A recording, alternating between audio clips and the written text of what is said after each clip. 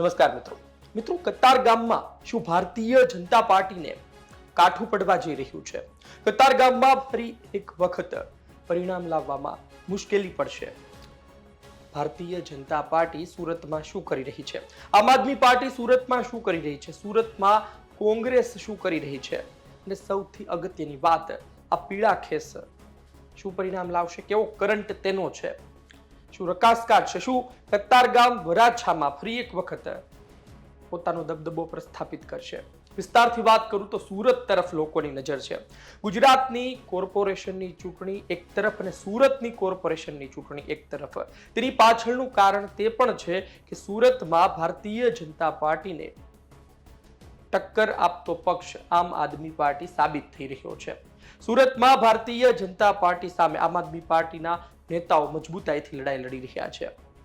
ભૂતકાળમાં સુરતથી જ તેમણે પોતાનો ઉદય કર્યો હતો, એટલે કે 2017ની વિધાનસભા ચૂંટણીના પરિણામ બાદ પણ આમ આદમી પાર્ટીની કોઈ મોટી ચર્ચા નહોતી. પરંતુ 21માં કોર્પોરેશનની ચૂંટણીમાં જે 27 બેઠક લઈને આવે છે આમ આદમી પાર્ટી, ત્યારબાદ તેની ચર્ચાઓ ખૂબ તેજ થાય છે. અને ફરી એક વખત આજ સુરતમાં મહાનગરપાલિકાની ચૂંટણી છે. કતારગામમાં બેઠક હતી અને આ બંને બેઠક નજીક હતી. ભારતીય જનતા પાર્ટીની એક તરફ બેઠક અને બીજી તરફ આમ આદમી પાર્ટીની બેઠક. અને આ બંને બેઠકને લોકો સરખાવી રહ્યા છે.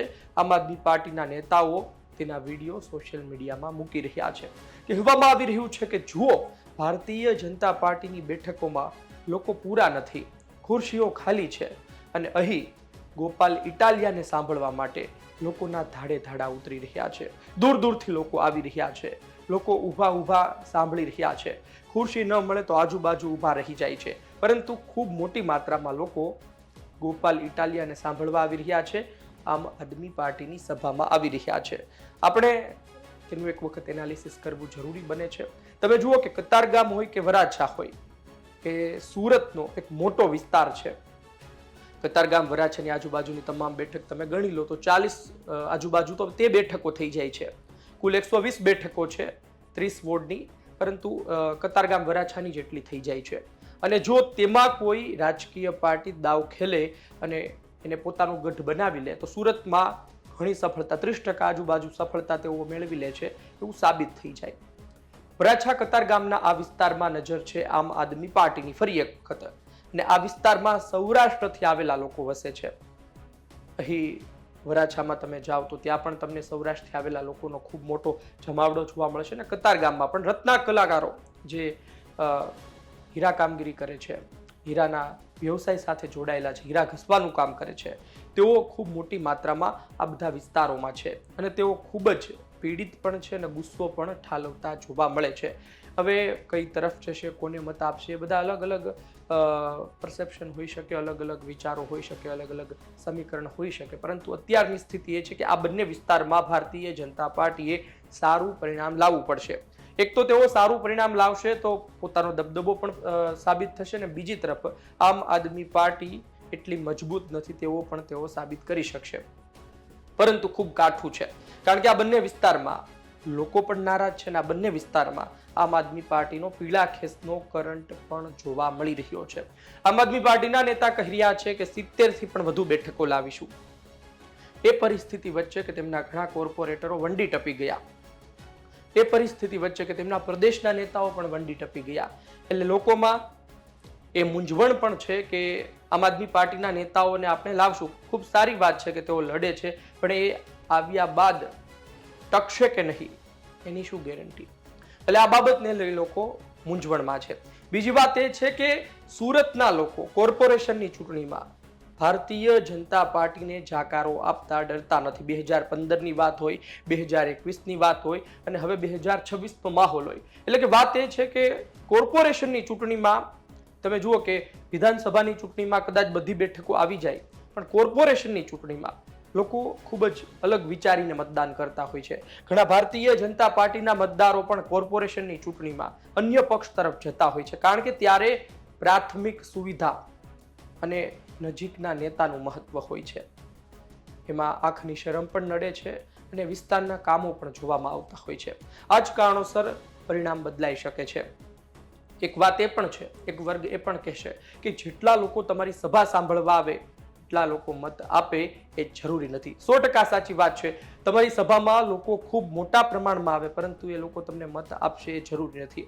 આજકાલ આમ આદમી પાર્ટીમાં એ વાત ચાલી રહી છે કે ગોપાલ ઇટાલિયાને સાંભળવા માટે લોકો ખૂબ આવે છે. ગોપાલ ઇટાલિયાના ભાષણ લોકોને ખૂબ પસંદ આવે છે. તો બની શકે કે ગોપાલ ઇટાલિયા આવે છે અને કતારગામથી તેઓ લડ્યા પણ હતા. અડધા આજુબાજુ મત તેઓ ભારતીય જનતા પાર્ટીના ઉમેદવારની સરખામણીએ લઈને પણ આવ્યા હતા. પણ વાત એ છે કે તેઓ હારી ગયા હતા. આ કતારગામમાં તેઓ સભા કરે તો ફરી એક વખત તેમના સમર્થકો, તેમને માનતા, તેમને સાંભળતા લોકો તેમને સાંભળવા આવે. અને રત્ન કલાકારો વિશે તેઓ ભૂતકાળમાં ખૂબ બોલ્યા પણ છે. આપણે ત્યાં બાળકો માટે શિક્ષણને લઈને પણ યોજના આવી હતી, પરંતુ કેટલા ફોર્મ મંજૂર થયા એના પણ કોઈ ધડા નથી. એટલે કહેવાનો અર્થ એ છે કે આ જ પ્રકારે સભાઓ 2022માં પણ ગાજતી હતી. એ પછી અલ્પેશભાઈ કથિરિયાની વરાછામાં હોય, એ પછી ગોપાલ ઇટાલિયાની કતારગામમાં હોય, આ સભાઓ ખૂબ જામતી હતી. મોટા પ્રમાણમાં લોકો આવતા હતા, પરંતુ જીત ન મેળવી શક્યા. એટલે વાત એ છે કે ભારતીય જનતા પાર્ટીનો ચાહનારો વર્ગ, ભારતીય જનતા પાર્ટીને મતદાન દેનારો વર્ગ કદાચ સભાઓમાં ન આવતો હોય એવું પણ બની શકે. અને આમ આદમી પાર્ટીની સભામાં જે આવે છે તે ફક્ત સાંભળવા આવતા હોય તેવું પણ બની શકે. એટલે આપણે બધી દિશામાં એક વખત વાત કરી લેવી જોઈએ. જોઈએ આવનાર દિવસમાં શું પરિણામ આવે છે. કતારગામ વરાછામાં જો ધોવાય છે, ખૂબ સારું પરિણામ આમ આદમી પાર્ટી લાવે છે તો એની સીધી અસર 2027માં પડશે. તમે જુઓ કે ગોપાલ ઇટાલિયા સુરતથી કોઈ વિધાનસભા જીતી ગયા હોત ને તો ખૂબ કારગર સાબિત થાત. કારણ કે એક વિધાનસભા પણ સુરતમાં આમ આદમી પાર્ટીની હોત તો આજુબાજુ એની અસર થાત. પરંતુ હવે ગોપાલ ઇટાલિયા જીત્યા છે વિસાવદરથી. વિસાવદર અને સુરત વચ્ચે ખૂબ મોટું અંતર છે. એટલે સુરતમાં હવે એક જીતની જરૂર છે. આમ આદમી પાર્ટીએ સુરતમાં પોતાનો વિસ્તાર અને પોતાનો દબદબો ટકાવી રાખવો હોય તો ત્યાં એમને એક ધારાસભ્ય પણ જોઈશે. એટલા માટે તેઓ ખૂબ મહેનત કરી રહ્યા છે.